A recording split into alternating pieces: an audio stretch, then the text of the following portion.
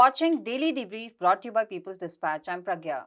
Today on our show, Chinese President Xi Jinping's just concluded visit to Russia. We discuss why both countries re-emphasized multilateralism and emphasized their opposition to hegemonism.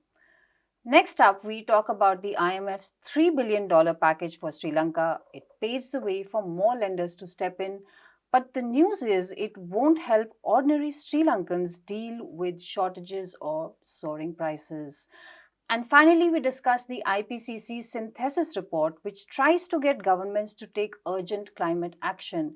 It's now or never for limiting global temperature rise to 1.5 degrees Celsius, says the report. A three-day China-Russia summit concluded with Xi Jinping and Vladimir Putin signing off on a broad economic arrangement extending their mutual cooperation over roughly the next decade. It was Xi's second state visit to Russia, and in talks, both countries said they would practice true multilateralism, strengthen BRICS, SCO, and other multilateral frameworks, and that they would oppose hegemonism. The visit included discussions on the ongoing war in Ukraine. Abdul from People's Dispatch joins us in the studio with more details of its relevance. Abdul, thanks for joining us. So, Abdul, what is the context in which these discussions took place? Well, the context are quite obvious, of course. There is a conflict going on in the Eastern Europe where Russia is involved. And then there are sanctions imposed on both Russia and China by the US.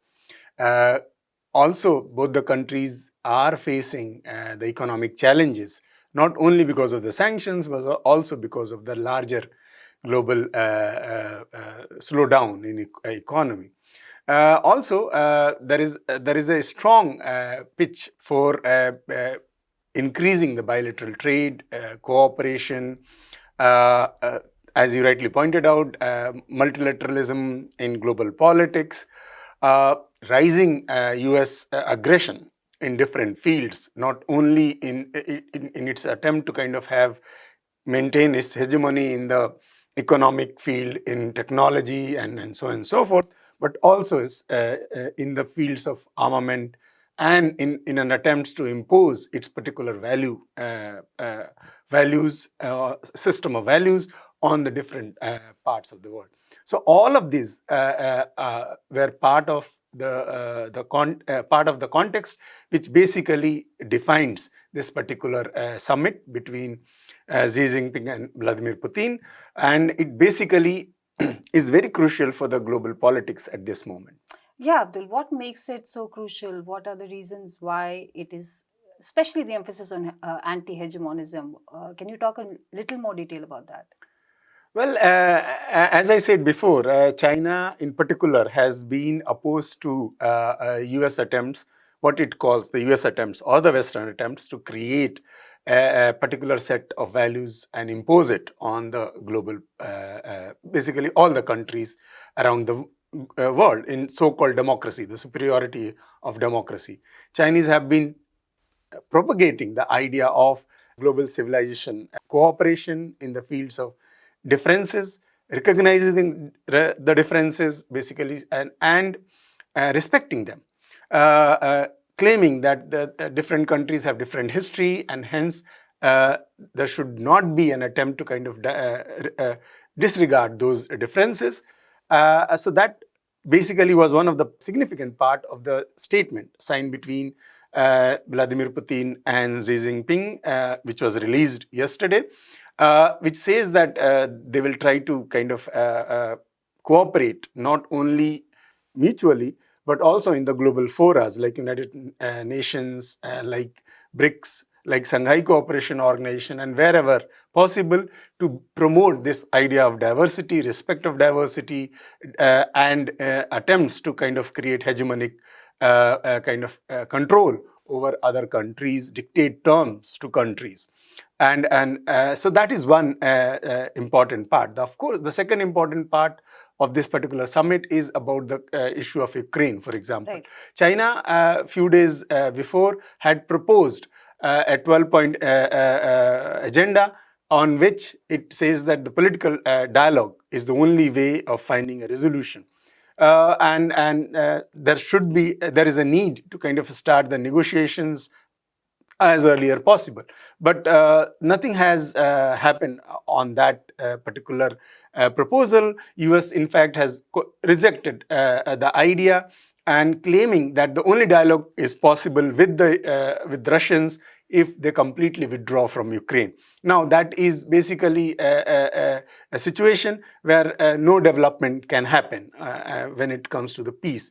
And China is emphasizing that irrespective of what is the current situation is, the ceasefire can only be achieved if there is a dialogue, a process of dialogue is started. So in the joint statement, both the countries agree that this is an important point and it needs to be emphasized.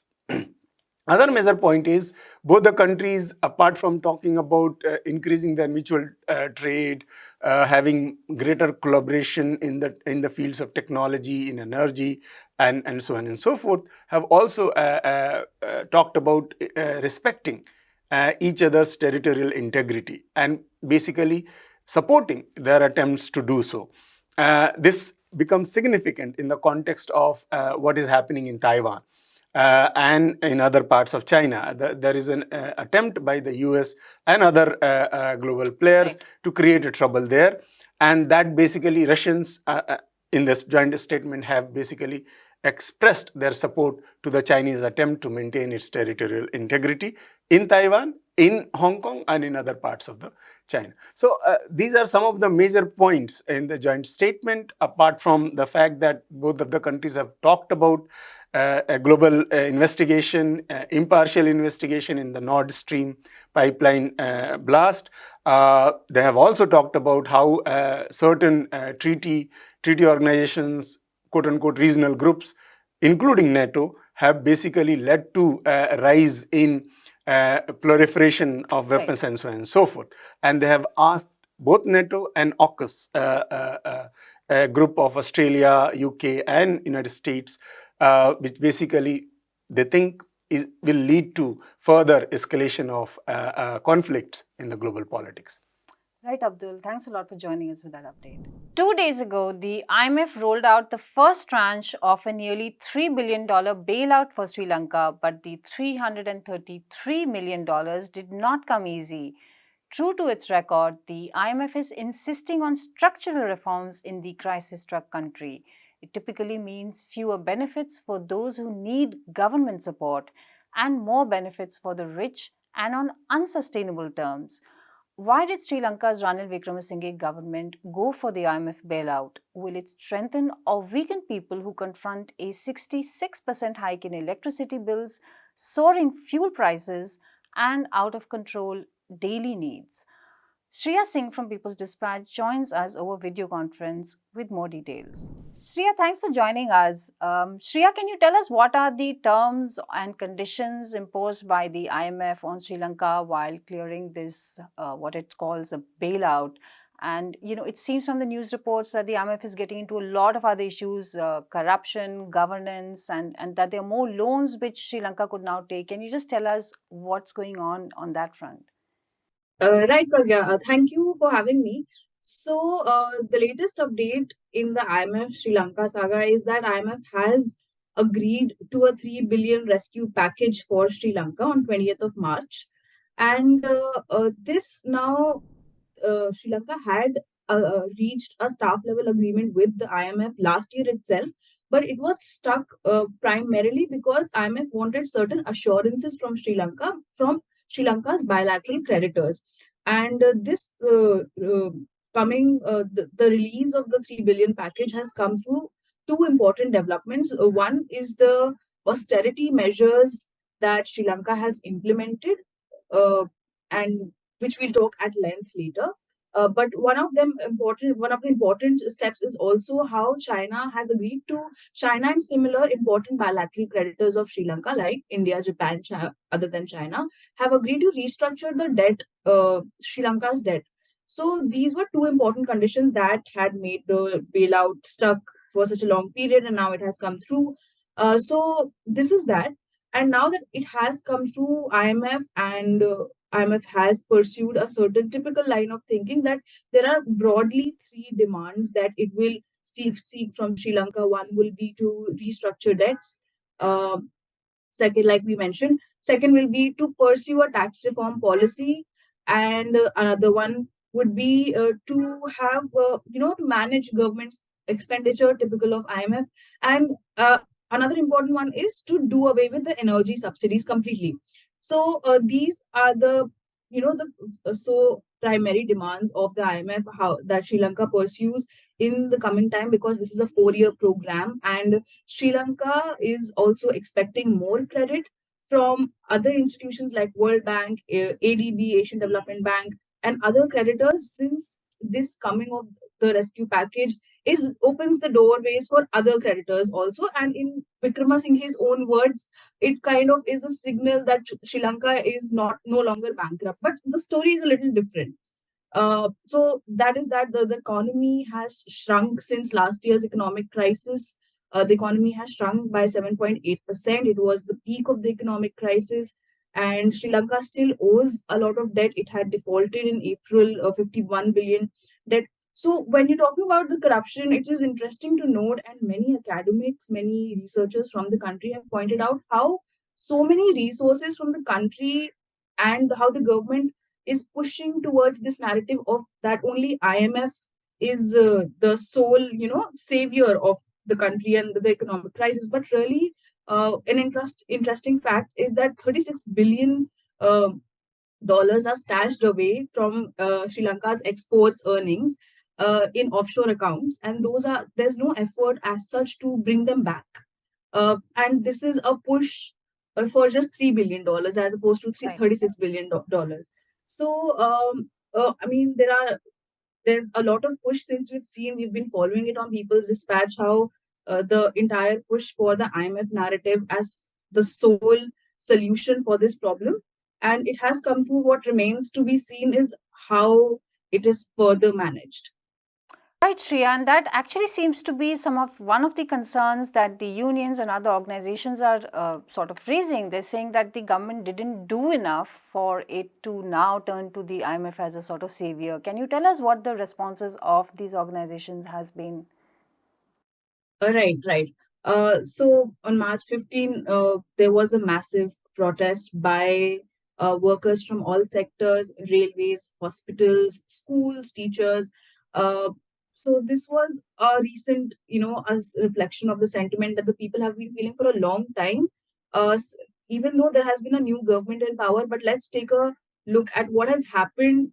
Since the new government came to power, the government has used a quota fuel system, which has been, well, it has somehow managed the fuel shortage, but really the prices of fuel have increased massively. Electricity prices have increased by 65%.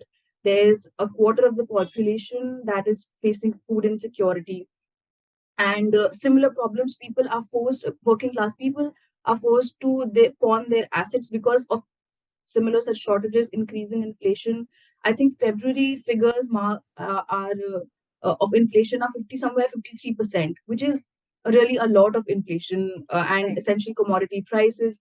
So these problems, they have very much continued despite new government in power, despite the events that we see that have happened from last year, and they have persisted for over several months. Another very important aspect is the kind of effect that the economic crisis is having on particular marginalized sections. For example, women, how the health of women is being impacted, how their reproductive health, sexual health, malnutrition among kids. So these are problems that working classes are facing on an everyday basis. Their demands in in the recent protests and the protests that have happened earlier also have been to first of all reduce the taxes that have been increased immensely, and second is to roll back the hike in electricity and fuel prices, which has really all of this has really brought a halt to the economic activity, leading to a whole plethora of issues, example unemployment and a lot of unrest. So I guess these are the major demands, and from now on we'll be seeing like what really happens, how the government, after seeking its major solution, after getting it, how it's going to literally pan out and solve the crisis, quote unquote. So that's it. Yeah. Thanks a lot for joining us with that update, Shreya. The IPCC, or Intergovernmental Panel of Climate Change, released a report on 20th March. It includes the main findings of three working groups on how to tackle climate change and the findings of other reports. The principal expectation of the signatories, who include country representatives, is to take action now or global temperature rise will cross the 1.5 degrees Celsius mark, becoming irreversible. It also makes observations that lack of funds is not the reason why countries are unable to invest in creating a low carbon economy. D. Raghunandan from the All India People Science Forum joins us over video conference. Raghu, thanks a lot for joining us. Now, I was looking at this report, extensive as usual. Can you please tell us what are the most critical features, the most crucial features of this latest IPCC report? Yeah, thanks for having me. See, the first thing to understand is that this report is a synthesis, a putting together of the three volumes which go together to make the sixth assessment report, which came out some time back. Yes. So this is not really a, in that sense, new report. It doesn't contain new data. It doesn't contain new conclusions. It puts together the findings and data and conclusions from volumes 1, 2, and 3 of the sixth assessment report, which is the three volumes. Each of them cover what's happening in the science. What do we know that's what's happening? That's volume 1.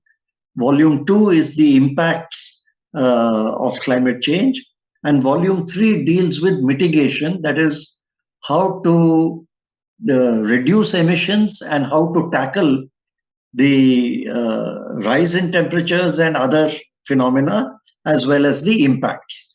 So what this report does is to put together these three volumes into a single one. The idea being that in future, instead of having to go through those three volumes, we just go through this one single volume which puts together all that data.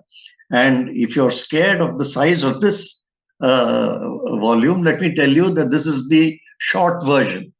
And the longer version is going to be released a little later down the line. But this is the short version. The importance of this is that there is going to be no further regular assessment report, that is the seventh assessment report, will not come until the end of this decade, that is in 2030. So this will be the most definitive scientific study you will have with you for the next 7 years. Of course, there will be little reports here and there trickling through, but this is going to be the most comprehensive report for the next 7 years. And therefore, we should take the conclusions and recommendations of this report rather seriously, because we're not going to get a revision until 7 years down the line. So if I can summarize the main findings and recommendations of this report, the first, of course, is, as we can see around us, the evidence is there, is palpable. We can see that climate is changing and changing rapidly. There are all kinds of phenomena taking place: heat waves, storms, floods, forest fires, cold snaps, and these are visible every year. We see them, extreme rainfall events. So what this report also tells us is, first, that these are going to continue and that they are going to get worse. We are going to have more such extreme events more frequently because temperature is still rising. So that's the other major finding, is that temperature is still rising. The only small silver lining in the cloud is that the rate of increase of temperature has slightly slowed down. After the NDCs of different countries have kicked in, they have managed to slightly slow down the rise in temperatures, but as we can see now, it looks as if the target of 1.5 degrees Celsius is almost sure to be crossed. Global average temperatures will almost definitely be crossed by 2030.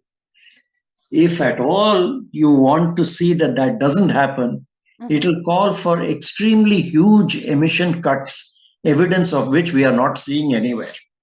Right, And but Raghu, the report, does it also say that the resources to control greenhouse gas emissions are there, but and yet we are not going to see the 1.5-degree reduction? How do those two things add up?